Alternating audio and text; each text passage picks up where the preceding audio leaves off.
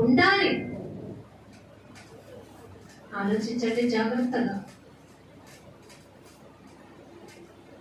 ఈరోజు నేను ఎంతవరకు ఉంటానో నాకు తెలియదు, తర్వాత ఎవరుంటారో నాకు తెలియదు, నువ్వెవరు చెప్పడానికి ఎవరు ఉంటారో. దేవుడు నిర్ణయం, దేవుడి పని అంటే ఆషామాషి కాదు. నిలబెడుతున్నామంటే ప్రతి దానికి దేవుని దగ్గర ఏం చేయాలో తెలుసా? లెక్క చెప్పాలి. లేకపోతే అక్కడ తీర్పు దినమున నమ్మకమైన రాయివారిగా నువ్వు లేదు కాబట్టి అక్కడ కూడా ఎంట్రీ నీకు లేదు అని అంటాడు దేవుడు. జాగ్రత్తగా మనం దేవుడి వైపు తిరగాలంటే, దేవుని పని చేసేవాడంటే రోడ్ మీద బైబిల్ పట్టుకొని వెళ్ళేవాడు కూడా 4 మాటలు చెప్పడానికి అతనికంటే ఎవరైనా చెప్తారు, అన్నిటి కూడా చెప్పడానికి రెడీగా ఉన్నారు తెలుసా. మనకంటే ఎక్కువగా వాళ్ళు బైబిల్ గ్రంథాన్ని చదువుతున్నారు, చెప్పగలరు. తండ్రి వీరేం చేయించున్నారు, వీరు ఎరుగురు, వీరిని క్షమించు. నీవు వివేకం కలిగి జీవించకపోతే, నీ కొరకు దేవుడు కాల్చిన సెలువు విలువ, ఆ మర్మము మనం తెలియకపోతే, ఆ ప్రాయశ్చిత్తం విలువ తెలియకపోతే మనం బలియాగం అయిపోతామంట. ఎందుకంటే ఆయన మన కొరకు ఏమైపోయాడంట అండి? నీతి అవ్వడానికి ప్రాయశ్చిత్తం చేసేసుకున్నాం. ఎవరన్నా యోహాను సువార్త 15వ అధ్యాయము 3వ వచనం ఎవరన్నా బోర్గా ఫీల్ అవుతున్నారా? అలా యాక్టివా? ఒకసారి దేవునికి స్తోత్రం చెప్తారా? Thank you. యోహాను సువార్త 15వ అధ్యాయము నేను మీతో చెప్పిన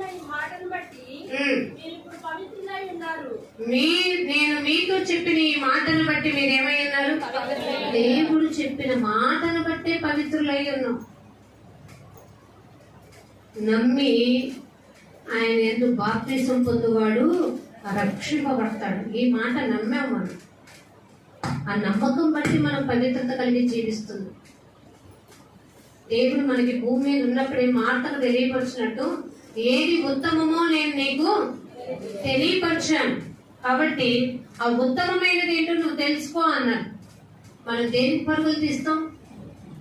ఈరోజు ఫెస్టివల్ ఉంది, మంచి ద బెస్ట్ ఏం వండుకున్నాం, ఏం తెలియదు, అప్పుడు చాలా వంటకం బాగుంది అనుకుని రేపు సండే సెలబ్రేషన్ స్టార్ట్ చేస్తారు కదా. లాస్ట్ ఇయర్ కంటే ఈ ఇయర్ ద బెస్ట్ నేను నా దేవునికి ఏమి ఇవ్వగలిగాను? ఏమన్నా వేరియేషన్ ఉందా? అదే పాత జీవితమా? అదే పాత బ్రతుకుతున్నానా? ఏమన్నా డెవలప్మెంట్ నాలో పెరిగిందా? ఉండదు. ఎందుకంటే లోకానికి అతుక్కుపోయాం. ఈ పాపపు లోకంలో ఉంటూ దేవుడు ఏమన్నాడు తెలుసా? ఆయన ఎంత మందితో ఉన్నా ఆయన ప్రేమ ఎందు వేరిపారి స్థిరపడి ఆయన ప్రేమలోని లోతు ఎత్తును గ్రహించగలిగే స్థితికి ఎదగాలని కోరుకుంటున్నాడు. కానీ మన నోవాహు గారు ఎంతమంది అనీతి మంత్రులున్నా ఆ ఊరంతట్లో అతని మాత్రమే నీతి మంత్రుడుగా ఉండి తరతరాలకి నీతి మంత్రుడుగా జీవించగలిగాడు. కానీ నువ్వేం చేస్తున్నావు తెలుసా?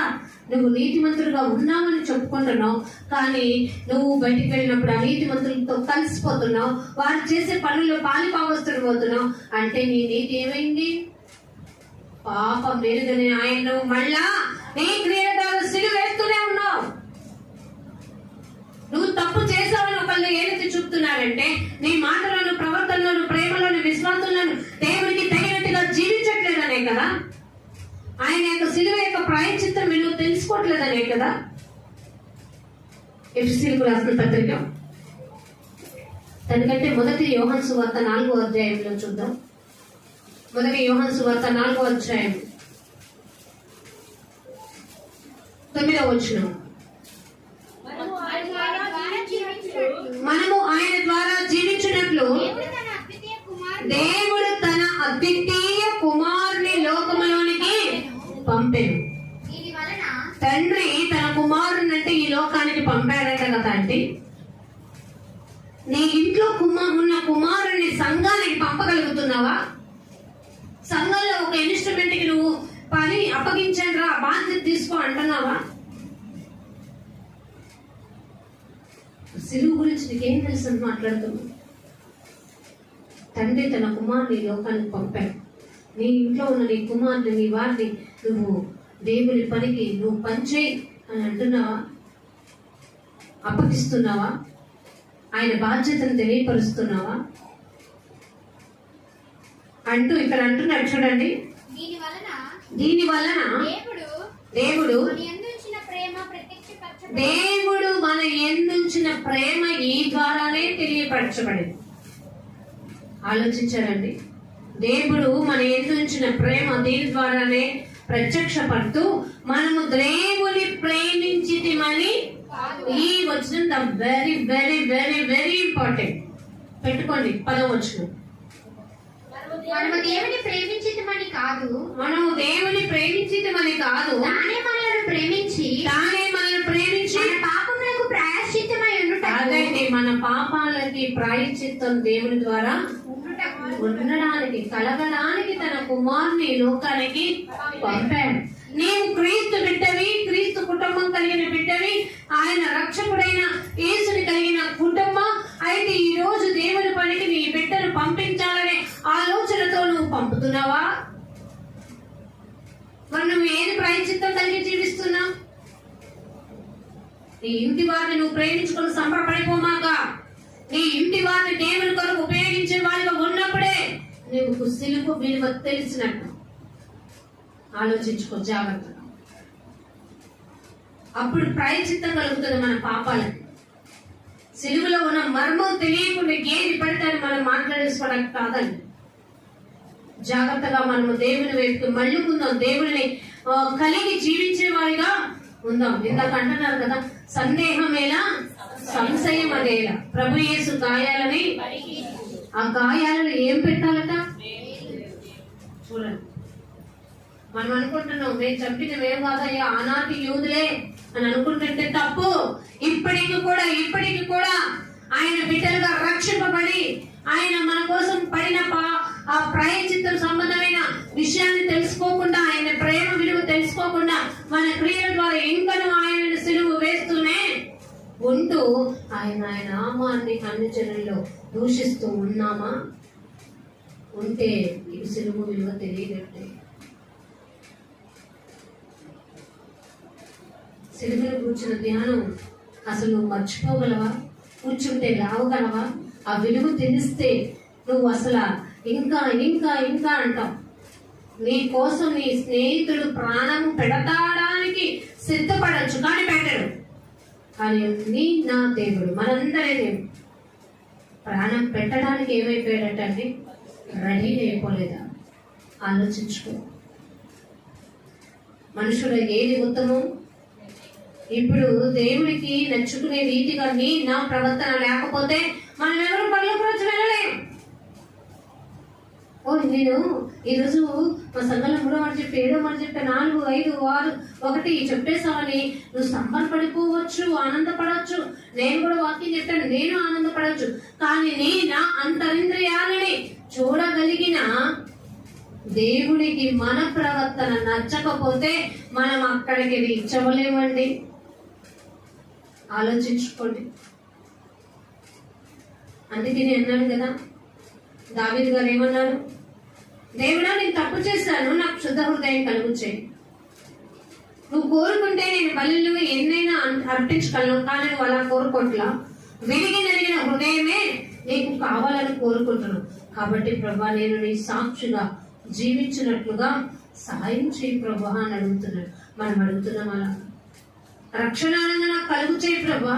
నీ సిలువ నేను చెప్పినట్లే గోరుమని ఏడ్చి అబ్బో నీకంటే గొప్పగా ఆయన కోసం కన్నీరు కార్చేవారు లేరన్నంతగా నువ్వు కన్నీరు కార్చడం కాదు, అది కనపడాలా. క్షమించే హృదయం ఉండదు. ఒక పాపిని పరలోక రాజ్యానికి వెళ్ళటానికి నువ్వు ఆ దొంగన తెలుసుకోగలిగాడు. ఇంకా నీ కుటుంబంలో వాళ్ళు ఉన్నారు. అందుకే కదా మరి ఆత్మల దాహం తీర్చడానికి మనం ఏం చేయాలట? మనం రెడీ అవ్వాలి.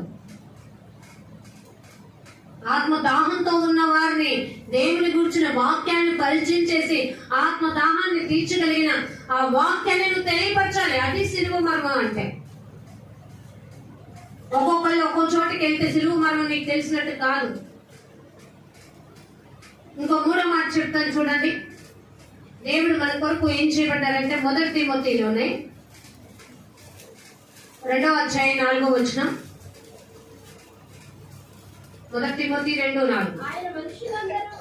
ఆయన మనుషులందరూ రక్షణ పొంది సత్యమును గుర్చిన అనుభవ జ్ఞానం గలవారై. మనుషులందరూ రక్షణ పొందాలి, సత్యం కూర్చిన ఏం జ్ఞానం పొందాలట? సత్యం కూర్చిన అనుభవ జ్ఞానం కావాలి. నీకు తెలిసిందే సత్యం కాదు, నాకు తెలిసిందే సత్యం కాదు, దేవుడు చెప్పినదే సత్యం. ఆ అనుభవ జ్ఞానంలోకి నువ్వు నేను వెళ్ళగలగాలి.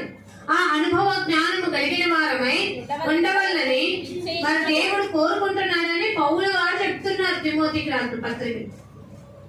ఏనాడన్నా నువ్వు ఎవరికన్నా ఈ పత్రికలు రాస్తున్నావా? నోటి ద్వారా చెప్తున్నావా? రే నువ్వు చేసేది కరెక్టా నువ్వు అనుకోవడం కదరా, నువ్వు చేసేది కరెక్టో కాదు దేవుడు చూడాలి, దేవుడి చేత చెప్పించుకోవాలి అనే రీతిగా ఉంటున్నామా? అందుకే 4వ వచనంలో అంటాడు కదా, ఈయన అందరి కొరకు కూడా అర్థమైందండి. దేవుడు మనందరి కొరకు ఏం పెట్టాడండి? విమోచన క్రయదనం. సిలువలో ఉన్న మర్మాలలో మొదటిది దేవుడు మన కొరకు బలి అయిపోయారు. రెండోది దేవుడు మనకి పాపానికి ప్రాయశ్చిత్తం కలగడానికే తను తాను అర్పించుకున్నాడు. మూడోది మనల్ని ఆ పాపము నుండి విడుదల చేయడానికి విమోచన క్రయధనముగా వ్యయము చెల్లించాడు విలువైన రక్తాన్ని. ఈనాడు ఒక మనిషి బెడ్ మీద ఉంటే నువ్వు బ్లడ్ ఇవ్వగలవా అని చెప్పి అనేక మందికి తెలిసిన వాళ్ళకి మెసేజ్లు పెట్టి, వాట్సాప్లు పెట్టి, ఇలా కుదరదంటే స్టేటస్లు పెట్టి ఎవడన్నా ఇస్తాడేమో బ్లడ్ అని ఎదురు చూస్తూ ఉన్నాం. కానీ ఆనాడు యేసు ప్రభు నీ కోసం అమూల్యమైన రక్తాన్ని ఇలా నేల పాలు చేస్తున్నా. అర్థమైందండి? తను తాను క్రూసిఫై అయిపోయారు. ఎందుకో తెలుసా? మన విమోచన కొరకు. మనం ఆయనని నమ్మాలి అంటే శిష్యులు కూడా నమ్మకపోతే, చూడు నా ప్రక్కన వేలు పెట్టి చూసి ఇప్పటికైనా నమ్ము, నీ నమ్మకమే నాకు కావాలన్నాడు. ఒక చోట ఉద్యోగం చేస్తున్నప్పుడు మేనేజర్కి నీ దగ్గర నుంచి ఏం కావాలి? నువ్వు నమ్మకమైన పనివాడిగా ఉండాలి. లేకపోతే నీ మీద ఏం పెడతాడు? నిఘా పెట్టి నిన్ను బయటికి తోసేస్తాడు, నచ్చకపోతే బయటికి పంపించేస్తాడు, నేను ఇబ్బందికి గురి చేస్తాను. మరి ఆయన దగ్గర ఎంత నమ్మకమైన వాడిగా పనిచేస్తున్నాం? ఆయన దగ్గర the best, the good impression నేనే కొట్టేయాలని వెళ్తున్నప్పుడు వంగి వస్తున్నప్పుడు వంగి, సార్ మీరు నాకు ఇచ్చిన పని ఇదిగోండి సార్ నేను చేసేసానని పెద్ద గొప్పగా చెప్పేసుకొని వెళ్తున్నావే. మరి దేవుడు నీకు పని చెప్పలేదా? నీకు ఆత్మల భారం లేదా? మరి నీకు సిలువలు ఏం తెలిసినట్టు? నీవేమైనా క్రయధనం చెల్లిస్తున్నావా? నువ్వేమైనా ప్రాయశ్చిత్తం కలిగి జీవిస్తున్నావా? నీకు దేవుని బలి అర్పణ గురించి ఏమైనా తెలిసిందా? ఎందాక యేసుని ఇంట బయట నిలువబెట్టి ఏం చేస్తావట? ఏడిపిస్తున్నావు. మనసు కరగనిదా అనేది? ఆయన ప్రేమ విలువ తెలియలేదా?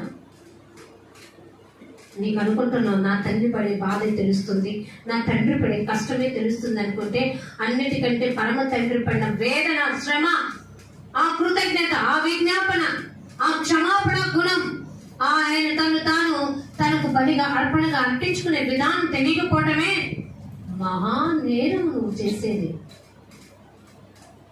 దేవుని కంటే అధికంగా ఏది ప్రేమిస్తున్నావు అది నీ దగ్గర నుంచి ఏదో ఒక రోజు ఆలోచించుకో. అది వెళ్ళిపోక ముందే, నేడు అనే సమయం దేవుడు నీ దగ్గర దాచిపెట్టి ఉండగానే దేవుని వైపు నీవు తిరుగు, అడుగు. ప్రభువా నేను ప్రధాన పాపినయ్యా, క్షమించయ్యా, ఈ బిడ్డగా నన్ను అంగీకరిస్తావా? నా పాపములు క్షమిస్తావా? నాకైతే ఈ సిలువ వెయిట్ కరెక్టే అని అన్నాడంట, ఒప్పుకున్నాడట. ఆ ఒక్క మాటలోనే ఆయన ప్రాయశ్చిత్తం తెలిసిపోయింది దేవునికి. అర్థమైందండి? దేవుని గురించి తెలుసుకోవాలంటే నీకు 100 మెసేజ్లు కాదండి. నీకు గుండె ఉంటే, దేవుని వైపు తిరిగే మనసే ఉంటే, ఒక్క మాట ద్వారా కూడా నీకు ఏం కలిగిందో తెలుసా? విమోచన కలుగుతుంది. 4వ మాట చెప్తాను చూడండి. దేవుడు మన కొరకు ఏ విధంగా అప్పగించుకున్నాడంటే, ఎఫెసీయులకు రాసిన పత్రిక 5:1. కావున మీరు ప్రియమైన పిల్లల వలె దేవుని పోలి నడుచుకుని, క్రీస్తు మిమ్మల్ని ప్రేమించి పరిమళ వాసనగా ఉండడానికి మన కొరకు మనల్ని దేవునికి బలిగాను అర్పణగాను. మరి మనం దేవుని కోసం ఏం అప్పగించుకుంటున్నాం? ఈ సమయాన్ని ఇక్కడ అప్పగించుకోవడానికి అబ్బో ఏంటండి కదా. ఈ ఫ్యాన్ ఇస్తేనేమో మరి సౌండ్ వస్తుంది అని మీ సౌండ్. మరి మేము ఏం చేస్తున్నాం? మీరు వినటం ముఖ్యం.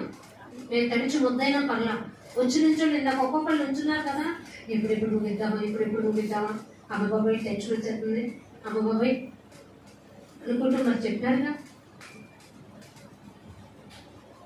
దేవుడు శక్తి ఇవ్వకపోతే, దేవుని యొక్క పరిశుద్ధాత్మ సహాయం లేకపోతే ఇన్ని గంటలు ఇక్కడ నుంచొని చెప్పడానికి మాకు శక్తి సరిపోదు.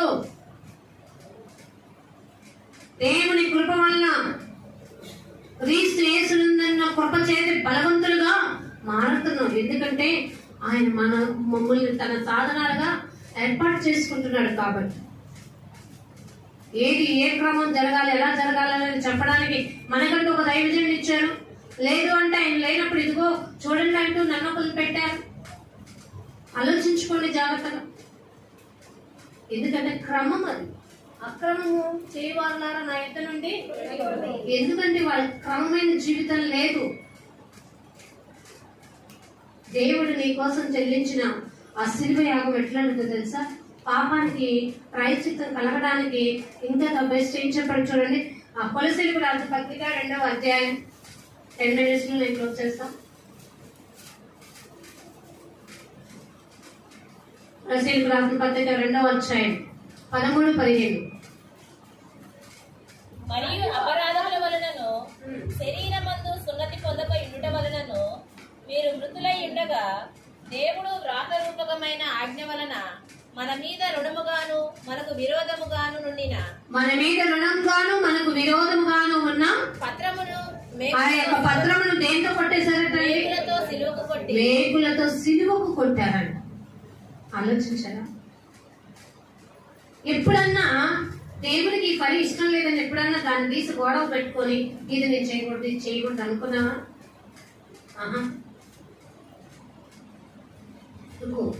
కానీ దేవుడు మనల్ని ఏం చేశాడో తెలుసా? మనకి ప్రాయశ్చిత్తం కలగటానికి, మనల్ని ఆయన సాక్షులు ఉండటానికి, మన యొక్క పాపాన్ని ఆయన వేగులతో దేని కొట్టాడట? సిలువకు కొట్టాడు. ఆ బాటిల్ ఇచ్చే వాళ్ళే టర్న్ చేసుకుంటారు, ఎవరికైతే వాళ్ళు తాగుతారు. ఆలోచించారా? వేగులతో సిలువ కొట్టి మన మీద దాని మీద చేవ్రాతను తుడిచివేసి, దాని మీద ఉన్న పాపపు రాతను తుడిచివేసి, మనకు అడ్డము లేకుండా దాన్ని ఎత్తివేసి. ఎందుకంటే అడ్డము లేకుండా అనే మాట ఆలోచించండి. ఉదాహరణకి ఆ కోల్డ్ సైడ్కి ఎందుకు పెట్టారు? అదే ఇలాగ పెట్టేసి ఉంటే ఏమొచ్చేది? మీరు రావడానికి అడ్డంగా ఉండేది. దాని ద్వారా మీరు లోపలికి ఎంట్రీ అవ్వగలుగుతారా? ఎందుకు అలా పెట్టాము? మీరు రావాలి, అర్థం తొలగించాలి.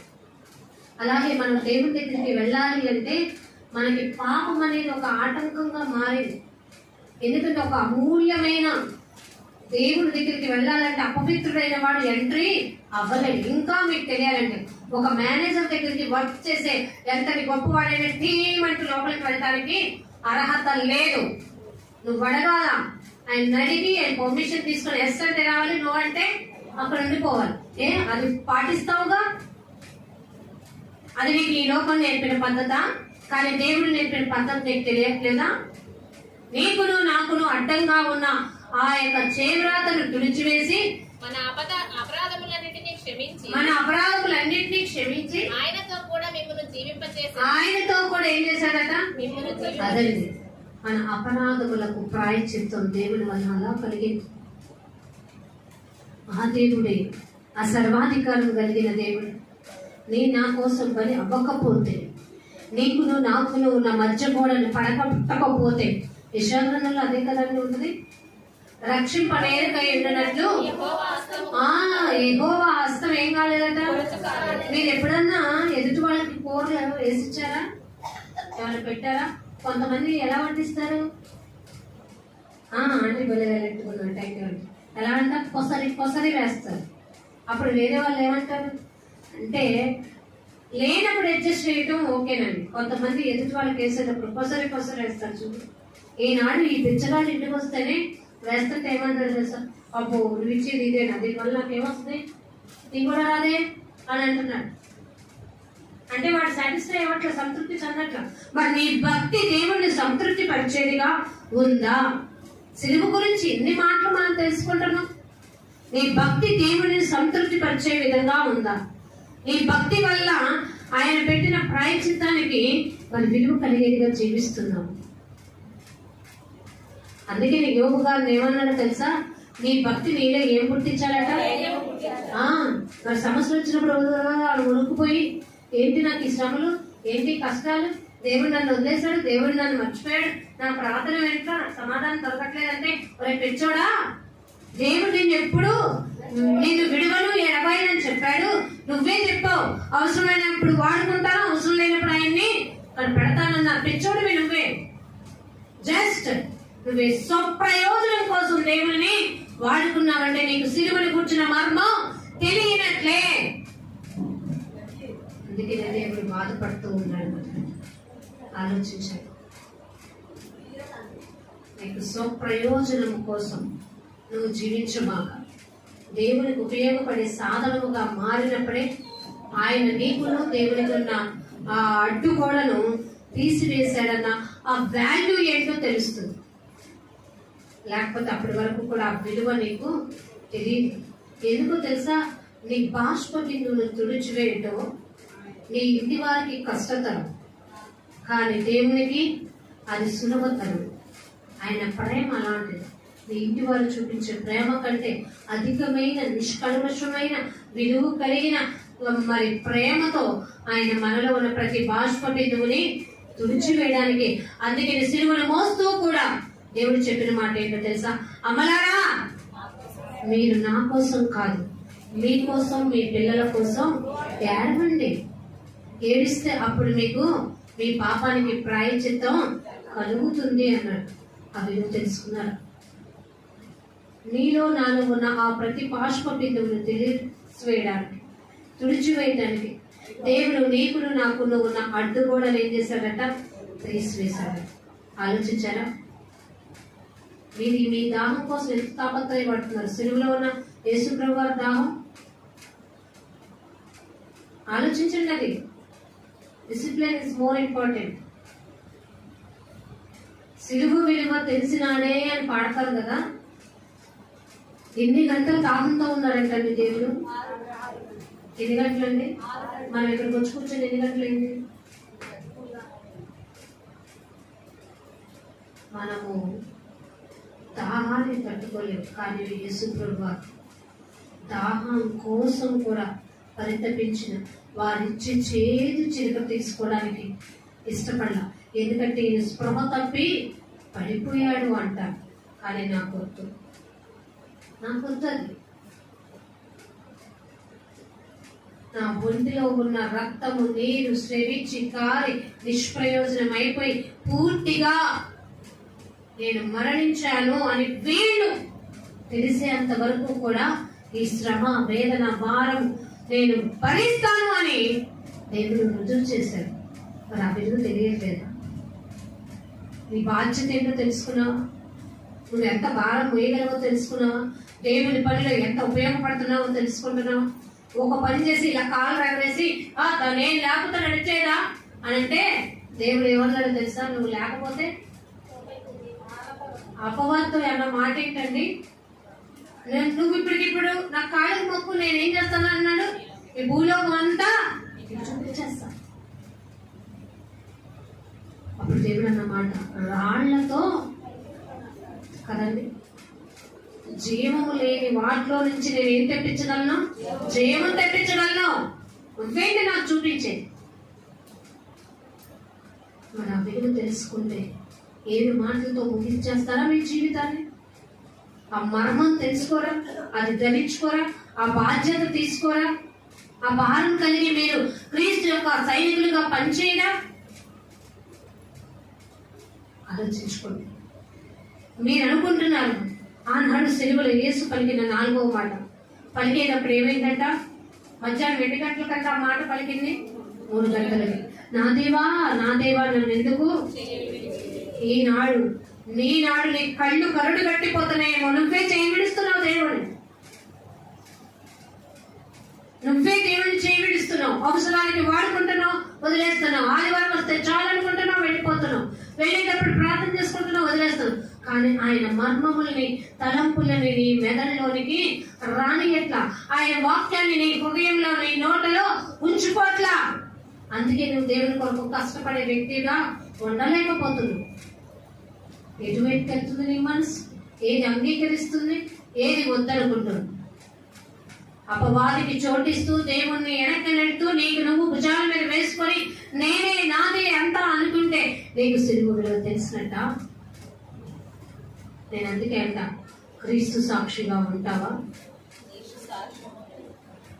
క్రీస్తు సాక్షిగా నీవు ఉంటావా? నీదు సాక్ష్యము నిలుపుకుంటావా?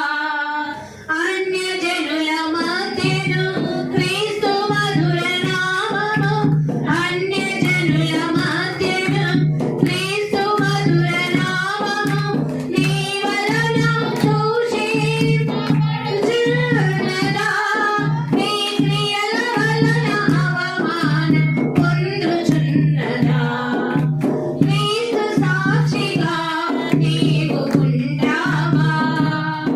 నీదు సాక్ష్యము నిలుపుకుంటావా?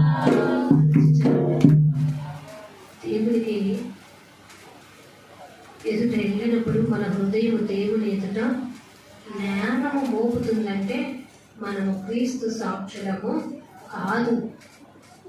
నువ్వు దేవుని పనులు పాడబడచ్చు, దేవుని పాటలు పాడచ్చు, ప్రార్థన చేయొచ్చు, వాక్యం చెప్పవచ్చు.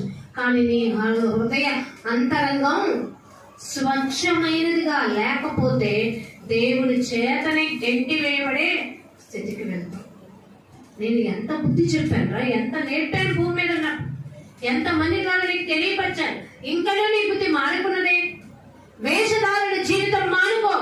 అందుకే నేను ఎలా అన్నాడండి, వేషధారులైనా శాస్త్రులారా, పరిసయ్యులారా, మీరు సున్నము కొట్టిన సమాధులను పోలి ఉన్నారే. ఇది తెలియాలి మనకి. నేను చెప్పే వాళ్ళని చూస్తున్నా, వింటున్నట్టు నటిస్తున్నా, కానీ నాలో కనుక వేరే ఆలోచన ఉందంటే నీకు సిలువ విలువ మర్మము తెలియనట్టే. నువ్వు వాక్యాన్ని కాదు అంగీకరించట్లేదు అని. ఇది దేవుని వాక్యమని ఎంచు. మనుషుల ఇచ్చ వల్ల కలిగినది కాదు. ఆ వాక్యమే నీ బ్రతుకుని బాగు చేస్తుంది. ఆ వాక్యమే నీ ఆలోచనలు మారుస్తుంది. ఆ వాక్యమే నువ్వు ఎటు నడవాలో నీ త్రోవకి సరాళం నేర్పుతుంది. అది తెలియక, అది తెలుసుకోక, నీ స్వబుద్ధిని ఆధారం చేసుకొని దేవుని మీద ఆధారపడక నేను రక్షింపబడి ఎన్నాళ్ళేందో నీకు తెలుసా అని అంటే గొప్పవాడిగా? ఇంట్లో ఉన్న అందరికంటే నేనే గొప్ప, రక్షణలోకి వెళ్ళానంటే గొప్ప? దేవుడు ఆ మధ్యస్వామిలో ఒక చోట అంటారు కదా, ఒక ఉపమానం చెప్తూ మొదటి వారు కడపటి వారు, అది కనపడుతున్నా అలా ఒకండి. దేవుడు వచ్చే సమయం అంత వరకు కూడా మీ యొక్క సొంత రక్షణ ఎలా పట్టుకోవాలి? గట్టిగా పట్టుకోవాలి. అది లేక ఎంతకాలం జీవించిన మనము అసమర్థులుగానే ఉంటాం. ఆలోచించారండి. రేపు శనివార క్రమంలో కూడా ఈ సిలువ మర్మ యొక్క వివరాలు కొన్ని తెలియపరుస్తాను. నాకు ఈ సమయం ఇచ్చినందుకు మరి వందనాలు. ఈ యొక్క కొద్ది మాటలు దేవుడు మన వెనుకల్లో ఫలింపచేయను గాక. ఆమేన్. ప్రార్థన చేసుకున్నాం. ప్రేమ నమ్మకము కలిగిన మా ప్రియమైన పరలోకపు తండ్రి, సిలువను గురించిన మర్మ వివరాలు నాయన మీరు మాకు తెలియపరుస్తున్నారు. మేము ఏది అనుకున్నామన్నది కాదు, కానీ నీ కొరకు ఎలా జీవిస్తున్నామన్నది మీరు కోరుకుంటున్నారు. పైకి భక్తి కలిగిన వారిగా ఉండి దాని శక్తిని ఆశ్రయింపలేని వాడు సిలువ మర్మం తెలియనట్టే అంటున్నాం. కాబట్టి ఈలలో నీ సాక్షిగా నీ కొరకే ఫలించేవారు నాయన. మా బ్రతుకుని నీలో నాయన, నీ కొరకే నేను మమ్మల్ని మేము నమ్మకమైన వారుగా, ఫలము కలిగిన వారుగా, సాక్షులుగా, కృతజ్ఞత కలిగిన వారుగా జీవించినట్టు మమ్మల్ని ముందుకి నడిపించి వాడుకోమని. ఎందుకంటే అయిపోతుందని తెలుసుకున్నాను కాబట్టి నేను ఈ పని చేసి వదిలేస్తానని అనుకుంటామా? అనం కదండి. మన జన్మ వరకే మనకి తెలుసు, మన మరణ దినం మనకి తెలియకుండానే ఉంటుంది. ఆలోచించారా జాగ్రత్తగా? దేవుని వైపుకి మనం తిరుగుతాం. ఆయన సాక్షులుగా ఇళ్ళలో ముందుకి కొనసాగుదాం. చూడండి, సిలువను పలికిన 7 మాటల గురించి చెప్పారు. కానీ సిలువలో దేవుడు మన కోసం కాచిన ఆ యొక్క మర్మము ఏంటి అనే విషయాల గురించి వీటితో పాటు వాటిని తెలియపరుచుకుంటూ ముందుకు వెళ్దామండి. లూకా సువార్త 23వ అధ్యాయం.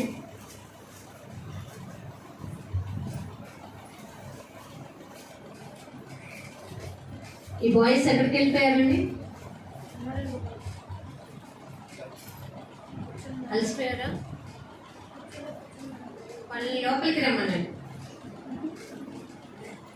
వాళ్ళకి ఏమో అక్కడ టెంట్ వేయలేదు స్పెషల్గా.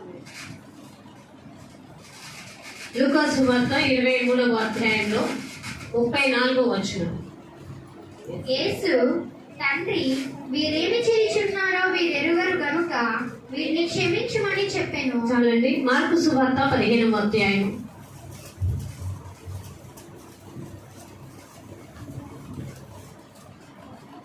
మార్కు సువార్త 15వ అధ్యాయంలో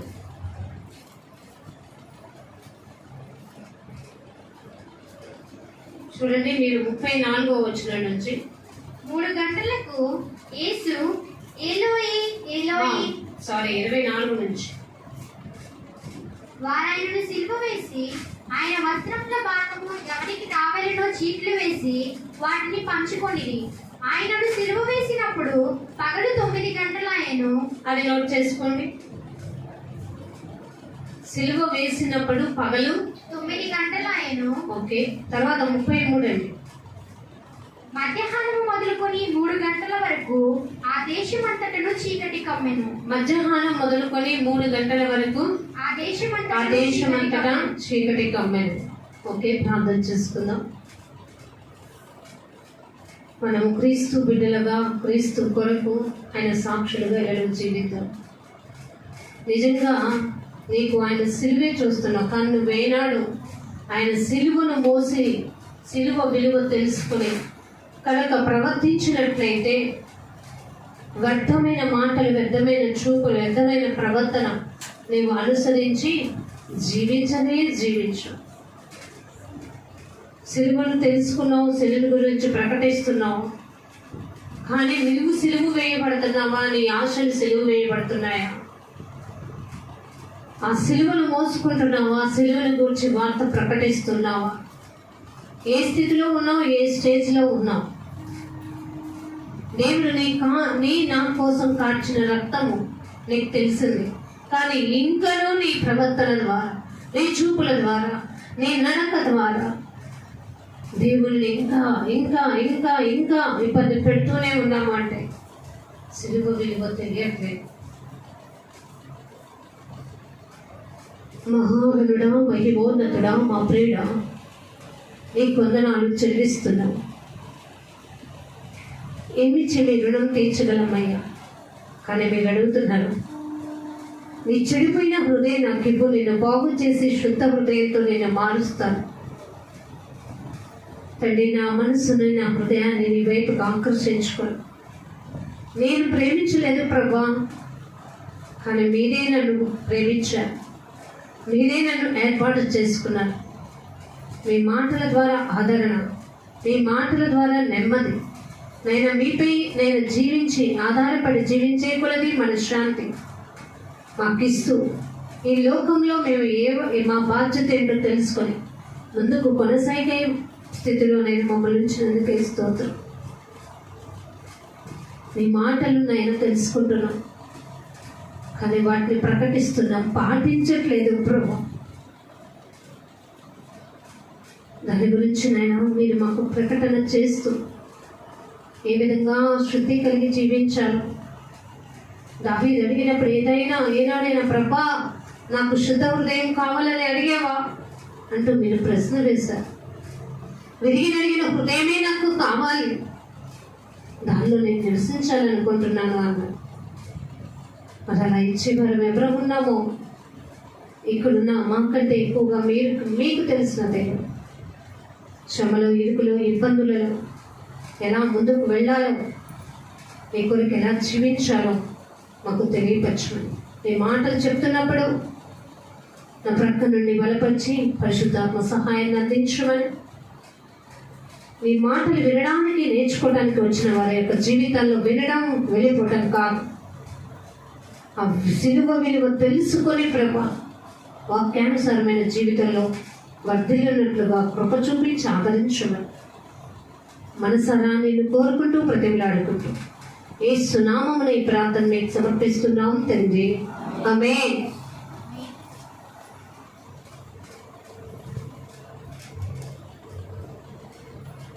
ఇప్పటి వరకు మీకు అందరూ వినిపించారు ఈ మాటలు. నేను మీకు ఎప్పుడు విషయాలు తెలియపరుస్తూనే వచ్చాను.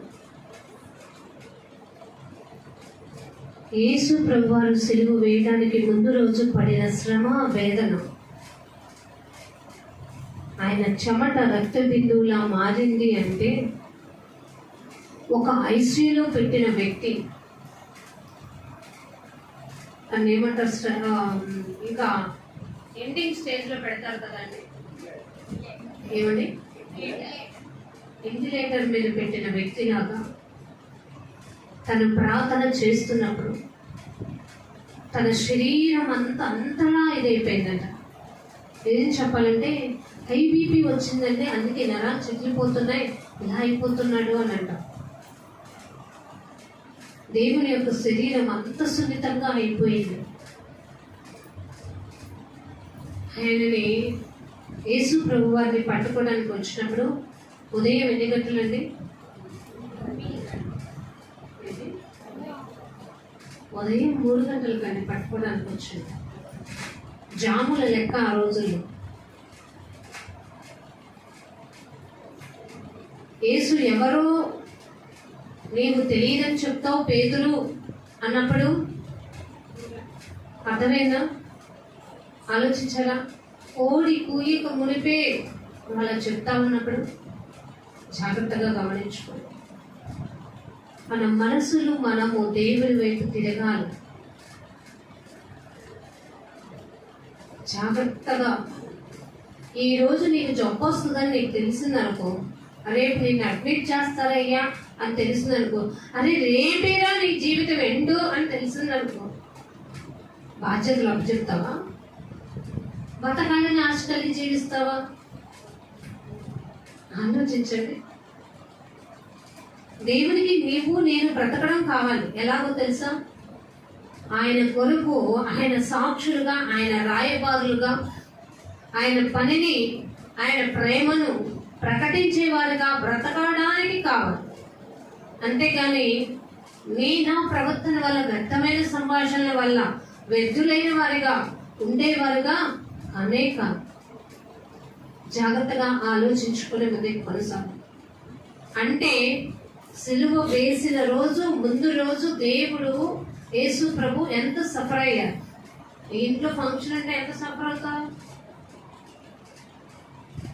మళ్ళీ దానికి స్పెషల్గా ఒక రోజు పెట్టి రెస్ట్ కావాలి. మరి దేవునికి ఆ రెస్ట్ వచ్చిందా?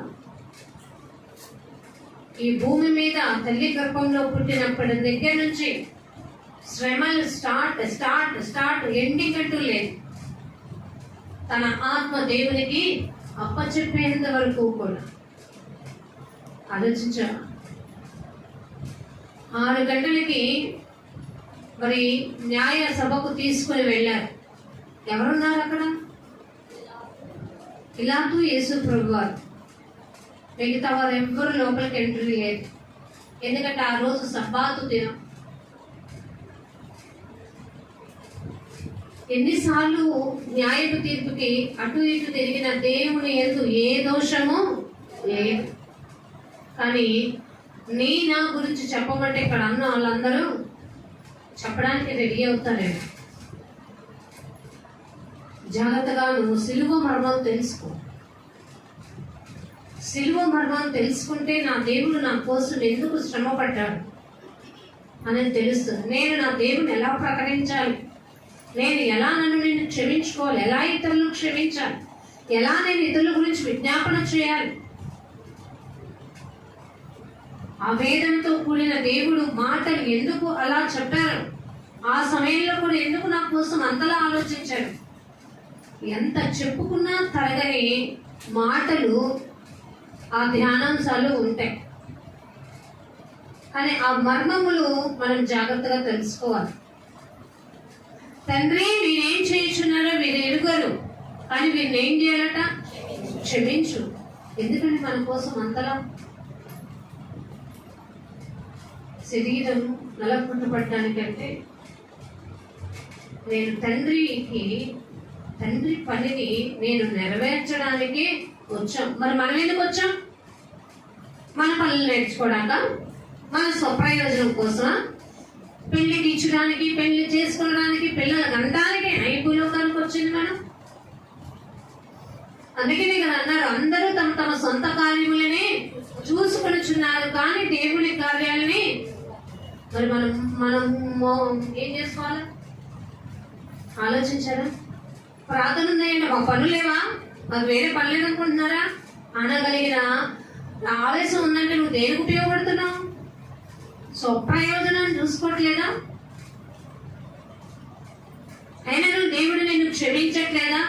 నీ ప్రార్థన వినడం లేదా? ఆలోచించండి జాగ్రత్తగా. మనము దేవుని బాధ్యత నెరవేర్చట్లేదు, ఆయన పిల్లలుగా ఉండడం లేదు, ఆయన పోలి నడుచుకోవట్లేదు. ఆ విలువ తెలుసుకోండి. ముందు చిన్న పిల్లల్ని అడిగినా, సండే స్కూల్ పిల్లల్ని నుంచోబెట్టయ్యా యేసు ప్రభు వారు సెలవులో పలికిన 7 మాటలు చెప్పరా అంటే వాడు చెప్పడానికి ట్రై చేస్తాడు. మనం కొంచెం శ్రద్ధ తీసుకొని నేర్పిస్తే ఆ 7 మాటలు ఏంటో చెప్తాడు. వివరణ అంతగా తెలియకపోయింది. ఆ 7 మాటలు టకటకం మీలో ఎంతమంది చెప్పగలరు? Can anyone? 7 మాటలు అండి.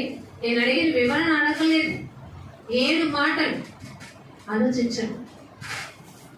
ఆ 7 మాటలకు తగినట్టుగా నేనెంత న్యాయం చేస్తున్నాను? నేను ఎలా ప్రవర్తిస్తున్నాను? నాకు క్షమాపణ గుణం ఉందా? నేను విజ్ఞాపన చేయగలుగుతున్నాను ఇతరుల గురించి? తిమోతికి రాసిన మొదటి పత్రిక, తిమోతికి రాసిన మొదటి పత్రిక 1వ అధ్యాయం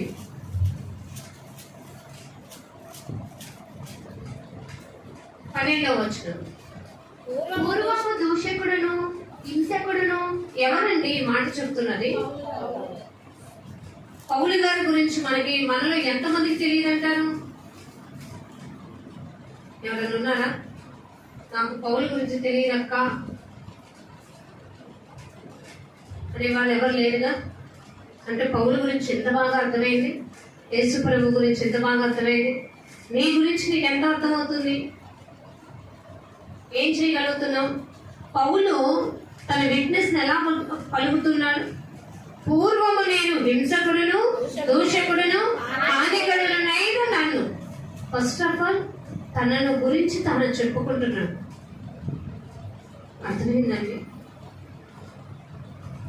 మనము మన బ్రతుకు చూసుకోము, ఎదుటోడ బ్రతుకుల గురించి ఎదగడానికి ప్రయత్నం. అందుకే దేవుడు కూడా చెప్పాడు కదా, ఏమని?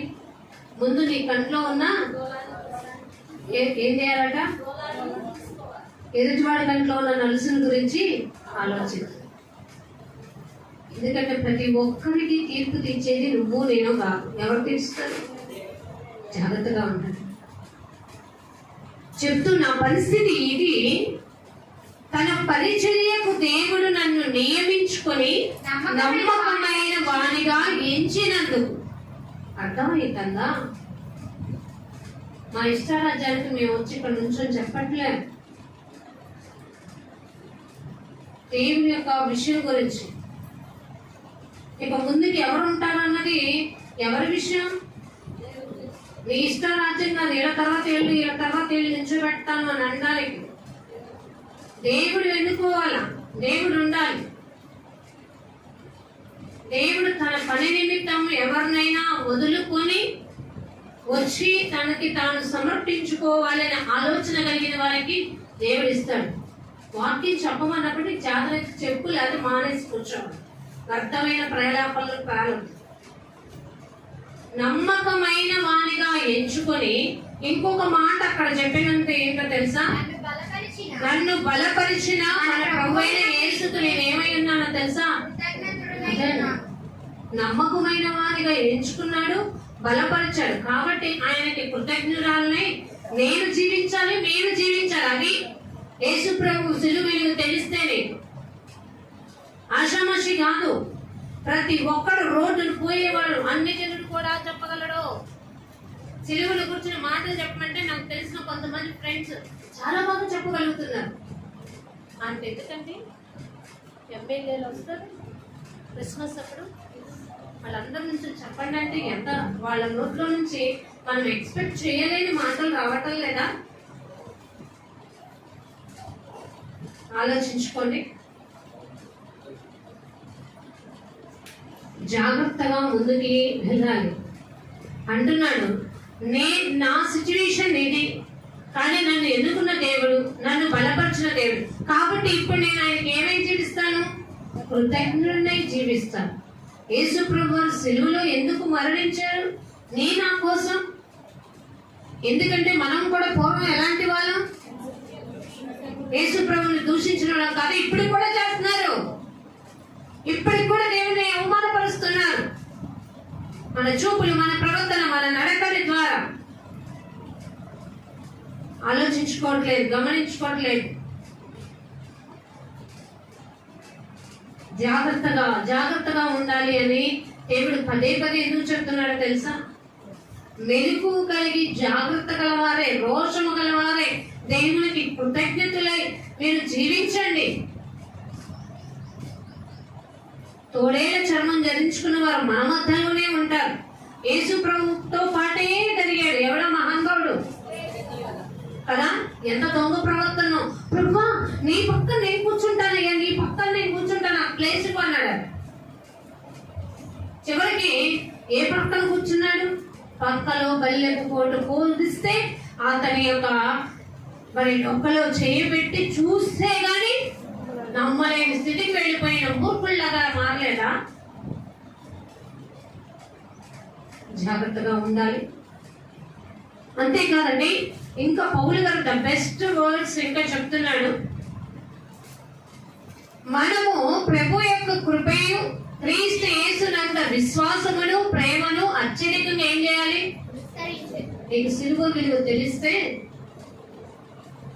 తండ్రి నన్ను క్షమించాడు, నా కొరకే ప్రాణం పట్టాడు, నన్ను ప్రేమించిన రీతి నేను ఇతరులతో ప్రేమ కలిగి నడుచుకోవడం, నా భక్తి ఏదో దేవుడు చెప్పినట్టుగా ప్రేమ కలిగి జీవించడం అనుకుని నీవు క్రీస్తు యేసునందున్న ఆ నమ్మకాన్ని బట్టి ప్రేమను అత్యధికంగా ఏం చేయాలట?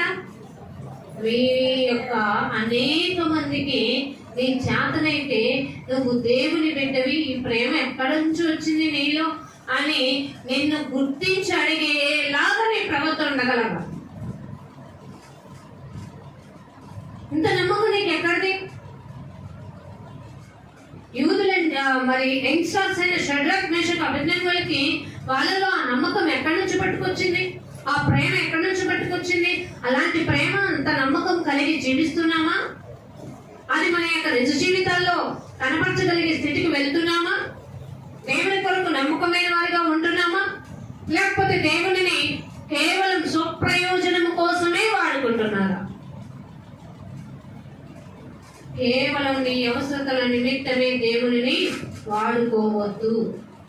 దేవుని కొరకే, దేవుని బిడ్డగా, దేవుని యొక్క సాక్షిగా నీవు నేను ఇలాలో కొనసాగినప్పుడే నా ప్రవర్తన బట్టి దేవుడు ఏం తీర్చబోతున్నాడు? తీర్పు తీర్చబోతున్నాడు. అందుకే 16 వచనాలు అంటాడు,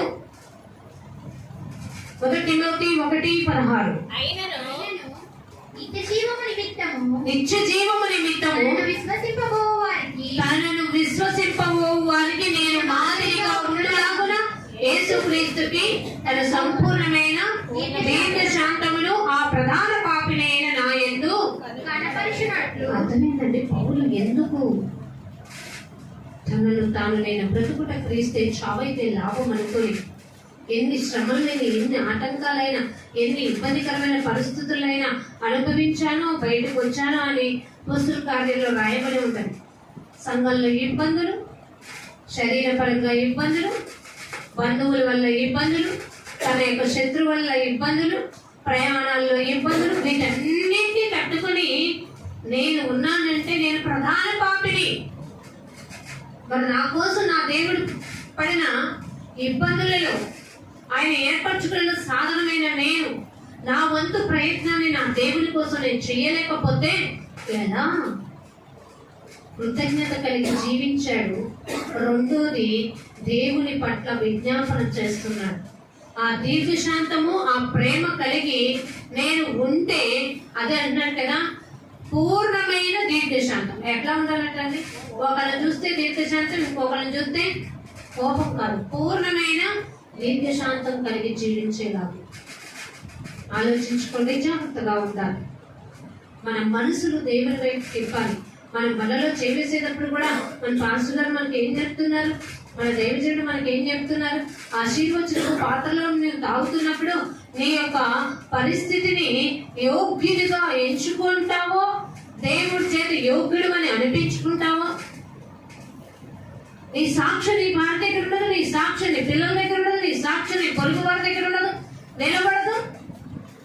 నీవు వచ్చి వాళ్ళలో చేవేసిస్తూ నేను ద బెస్ట్ గ్రేటెస్ట్ అని అనుకుంటే ఇది ఎవరు చూస్తున్నారట? అంతరంగములను నువ్వు పరిశీలించగలిగిన దేవుడు చూస్తున్నాడు. ఆలోచించారండి. మరి క్షమాపణ ఎక్కడుంది? అందుకే దేవుడు మన కోసం ఎందుకు మరి సిలువలో తన అమూల్యమైన రక్తాన్ని కార్చారు, తను తాను మన కొరకు ఎందుకు అప్పగించుకున్నారు బలిగా అనే ఒక మాట చెప్తాను చూడండి. మనకి రోమీకి రాసిన పత్రికలో నుంచి 6వ అధ్యాయం 6వ వచనం. ఏమనగా మనము ఇకను పాపమునకు దాసులుగా ఉండకుండునట్లు పాప శరీరమును నిరర్థకమగునట్లు పాప శరీరం నిరర్థకమైపోవాలి. అంటే మనము జన్మతః పాపులం, మనకు అది తెలుసు. ఇదేమైపోవాలి? మనం ఏ మొక్కైనా పెడితే అది ఏమంటామండి? అవునా కదా? మనం పెట్టినప్పుడు దానికి ఉన్న ఆకులు ఏమవ్వాలి? రాలి కొత్త చిగురు అనేది దాని నుంచి వస్తే మనం ఏం డిసైడ్ అవుతాం? నేను పెట్టిన మొక్క బతికిందహో అని ఆనందపడతాం కదా. మరి దేవుడు కూడా అదే మన దగ్గర నుంచి కోరుకుంటున్నాడు. వీళ్ళు తమ ప్రాచీన స్వభావాన్ని వదులుకొని తమంతట తాము ఏం చేసుకోవాలంటండి? జాగ్రత్తగా మనము సిలువు వేయబడిన యేసుని ప్రకటిస్తున్న వారమైతే మనలో ఆ ప్రాచీన స్వభావం వదిలేసుకుని ఆయన కొరకు మనం ఏం చేసుకోవాలంట? అప్పగించబడే స్థితిలోకి వెళ్ళిపోవాలి. అందుకే నేను చెప్తున్నాడు, ఆయన మన కొరకు ఫస్ట్ మాట అంటే సిలువులో ఉన్న మర్మాలలో ఫస్ట్ మాట ఏంటంటే ఆయన మన కొరకు తనని బలిగా అప్పగించుకున్నారు. నువ్వు ఆ దేవుని కొరకు ఏమేమి వదులుకుంటున్నావు? ఏమన్నా వదులుకున్నావు దేవుని కొరకు? పోనీ ఎవరినన్నా మనస్ఫూర్తిగా క్షమించే గుణం ఉందా? ఎవరి కోసమైనా మనస్ఫూర్తిగా విజ్ఞాపన చేసే గుణం కలిగి ఉంటున్నామా? లేకపోతే వ్యక్తులు మీనండి. జీవించుచున్నామన్న పేరు మాత్రం ఉన్నది కానీ అలా ఉండదు. జాగ్రత్తగా ఆయన సాక్షులుగా మనం ఉండడానికి వచ్చాం.